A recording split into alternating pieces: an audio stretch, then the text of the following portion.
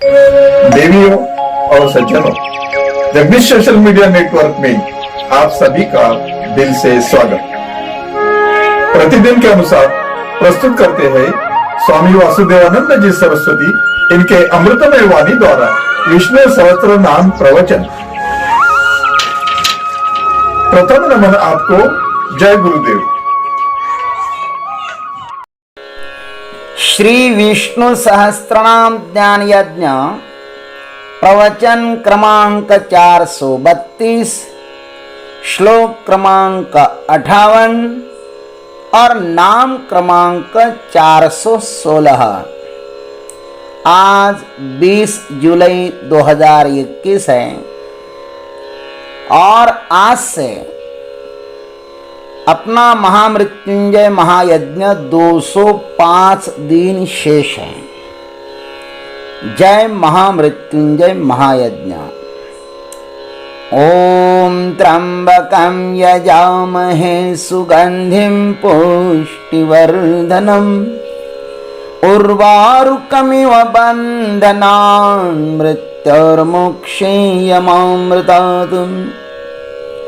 सदाशिवसमारम्भान् शङ्कराचार्यमध्यमाम् अस्मदाचार्यपर्यन्तां वन्दे गुरुपरम्पराम्।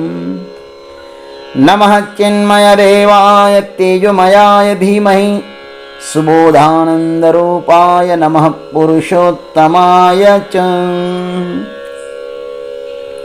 ऋतुः सुदर्शनः कालः परमेष्ठी परिग्रहः उग्रः संवत्सरो दक्षो विश्रामो विश्वदक्षिणः। ओम ऋतवे नमः। ओम तत्सत। भीष्मदेव जी महाराज युधिष्ठिर जी को विष्णु सहस्त्रनाम सुना रहे हैं। भगवान का एक एक नाम बड़ा ही प्यारा है। पहले उनको अधोक्षज कहा। परमात्मा अपने स्वरूप से कभी भी क्षीण नहीं होते, ऐसा अधोक्षज नाम से कहने के अनंतर अब कहते हैं कि वे ऋतुरूप अर्थात काल रूप भी है। ऋतु का अर्थ है काल रूप, ऋतु स्वरूप है परमात्मा। कालात्मना ऋतु शब्देन लक्ष्यते इति ऋतु हो। ऋतु शब्द के द्वारा काल रूप से लक्षित होते हैं ना परमात्मा, इसलिए उन्हें ऋतु कहते हैं। भाष्यकार ऋतु शब्द का अर्थ काल करते हैं। ऋतु को काल कहने का भी एक रहस्य है। प्रत्येक ऋतु की अपनी विशेषता होती है।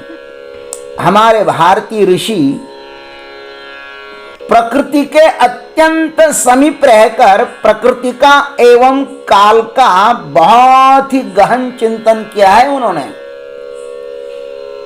हमारा भारत देश तो ज्ञान का बहुत बड़ा खजाना है।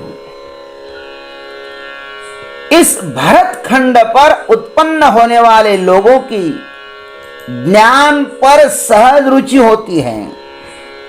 आज इस विश्व में जो कुछ भी वैज्ञानिक आविष्कार हुआ है उसका उगम स्थान यह भारत भूमि ही है।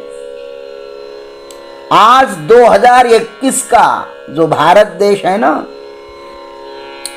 वह तो महाराज इतिहास की दृष्टि से देखे तो बहुत ही छोटा है। एक समय था भारत बहुत ही विशाल था। इस भारत के निकम्य, स्वार्थी और क्षुद्र भोगासक्त राजनीतिक लोगों के कारण इस मेरे भारत मां के अनेक टुकड़े हुए। लालची विदेशी लोगों ने हमारे देश के बहुत टुकड़े किए। आपको कुछ नाम गिनाता हूं, आप सुनो, दर्द होगा सुन करके। ये 15 टुकड़े तो हो गए। कौन कौन से? ये Iran, Cambodia, Vietnam, Malaysia, Indonesia, Philippines, Afghanistan, Nepal, Bhutan, Sri Lanka, Myanmar, Pakistan, Bangladesh, Thailand और तिब्बत। इन 15 टुकड़ों के विषय में तो मैं जानता हूं, और भी होंगे तो मुझे पता नहीं। व्हाट्सएप पर भारत का एक पुराना नक्शा देखा था, अद्भुत था वह। आज भी इस भारत को बहुत बड़ा ग्रहण लगा हुआ है मेरे भाई। पता नहीं आज के स्वार्थी नेता क्या करेंगे, और सोया हुआ हिंदू कब तक सोता रहेगा। सोया हुआ भारतीय नागरिक कब तक सोया रहेगा। क्यों वे लोग नींद से नहीं जागते, पता नहीं। आज के स्वार्थी नेता जो है ना, वो भी इस पर ध्यान नहीं देते। कुछ लोग भारत मां को कैंसर की तरह अंदर के अंदर ही खोखला करने का प्रयत्न कर रहे हैं। अब भारत बचाओ आंदोलन भी शुरू होना चाहिए, नहीं तो हे भारतवासियों, तुम्हें ये असुर लोग मार डालेंगे। शिवाजी महाराज का इतिहास मत भूलना, बहुत दिन नहीं हुए हैं। संभाजी महाराज को किस तरह से इन गिदड़ों ने नोचा था। उनका एक एक अवयव शरीर से निकाला गया था। तड़प तड़प कर उनको मौत की शैया पर सुलाया था। क्या भूल गए तुम लोग? अरे इस इतिहास को तो कम से कम मत भूलो। तुम यदि अब की बार सो गए ना, तो फिर तुम्हारा नामो निशान मिट जाएगा इस भारत देश से। कहां जाओगे भागकर? ध्यान रखना, मेरा भारत महान है। भारत का अर्थ ही यह होता है कि जो ज्ञान में रत है। अद्भुत खोज रही है हमारे प्राचीन पूर्वजों की। काल का उन्होंने बहुत ही सूक्ष्म विभाजन किया है। ज्योतिष विज्ञान, ग्रह विज्ञान, नक्षत्र विज्ञान, उनकी गति को नापना आदि, ये कम नहीं है, ये बहुत बड़ी खोज है। हमारे ज्योतिष विज्ञान ने, हमारे पुराणों ने तो यह भी बताया है कि आगे भविष्य में क्या क्या होने वाला है। और नास्त्रेदम जैसे आधुनिक भविष्य वक्ता ने भी गजब का भविष्य बताया है। खैर, भगवान का एक नाम ऋतु भी है। 2 महीनों में एक ऋतु होता है। उत्तरायण में 6 महीने होते हैं और 3 ऋतु होते हैं। 22 दिसंबर से 21 जून तक उत्तरायण होता है। हमेशा 22 दिसंबर से 21 जून तक जो एक काल रहता है ना, उसको उत्तरायण कहते हैं। उन 6 ऋतु में से हेमंत ऋतु में 2 महीने आते हैं, मार्गशीर्ष और पौष। मार्गशीर्ष से उत्तरायण प्रारंभ हो जाता है। शिशिर ऋतु में माघ और फाल्गुन, ये 2 महीने होते हैं। वसंत ऋतु में चैत्र और वैशाख, ये 2 महीने होते हैं। चैत्र महीने में वसंतीय नवरात्र आता है और इस नवरात्र में शक्तिमान की उपासना की जाती है और भगवान श्री राम के रूप में अवतार धारण करते हैं। इस ऋतु की विशेषता यह है कि इसमें बिना वर्षा से ही वृक्ष लता आदियों को नूतन पत्तियां, फल फूल आने लगते हैं। जैसे ऋतुपति चेद्वार वनस्त्री निरंतर ओढ़गे फलभार लावण्य से ज्ञानेश्वर महाराज ने भी कहा है। सूरज की तपती हुई गर्मी का इस पर कोई भी असर नहीं होता। उष्ण काल मासी फुटती तरुवरा, जीवान तयासी कौन घाले। कंदों में से अंकुर इसी ऋतु में बाहर आते हैं और तड़पती भूमि धूप में वन्य जीवों की भूख शांत करते हैं महाराज, वे कंदमूल। भगवान को हमारी कितनी चिंता है।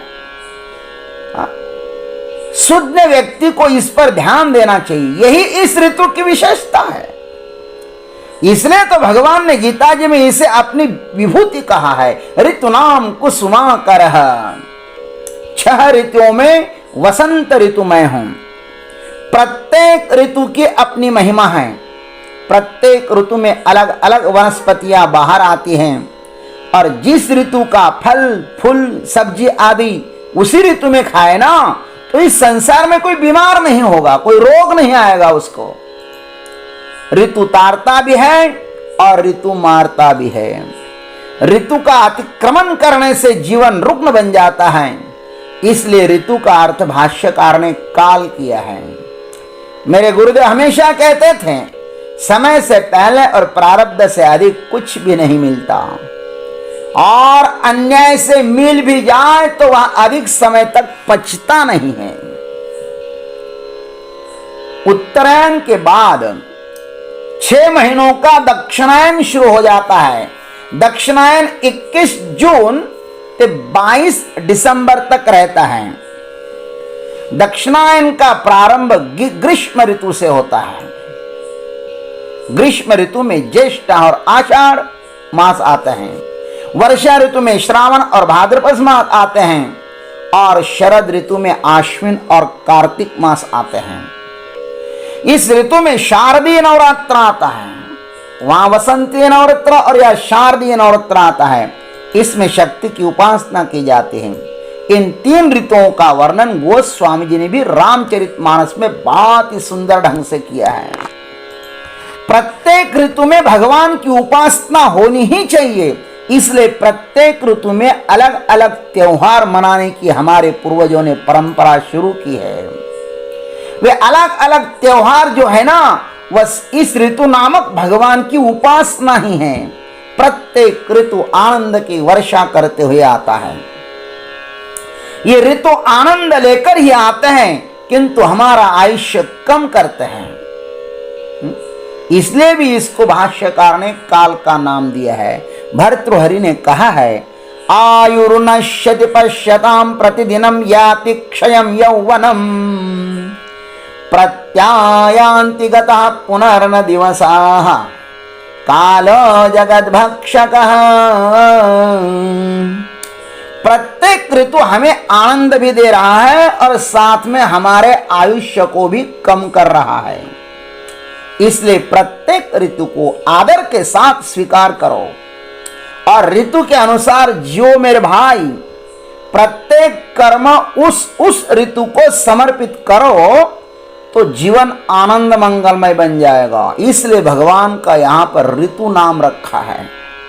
आइए इस ऋतु नामक परमात्मा को प्रणाम करते हैं और अपने वाणी को हम श्री गुरु के चरणों पर समर्पित करते हैं। आज आषाढ़ शुद्ध एकादशी है और आज तो पंढरपुर में आनंद ही आनंद है।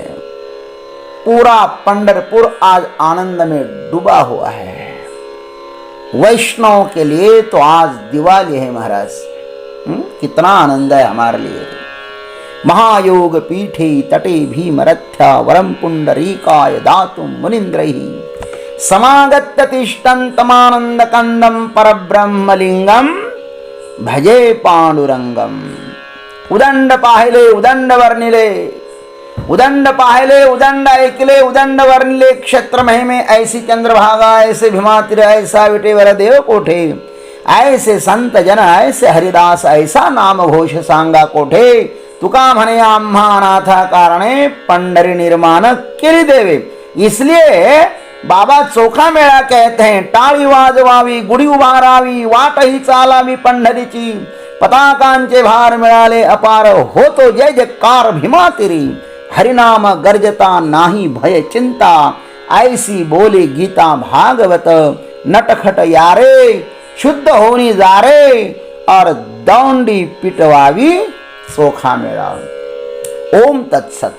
जय गुरुदेव, जय जगदीश्वर, जय जय महाकाल। अभी आप सुन रहे थे स्वामी वासुदेवानंद जी सरस्वती इनके अमृतमय वाणी द्वारा विष्णु सहस्त्र नाम ज्ञान यज्ञ प्रवचन। प्रवचन का अगला भाग लेकर कल सुबह फिर उपस्थित होंगे। हरिओम।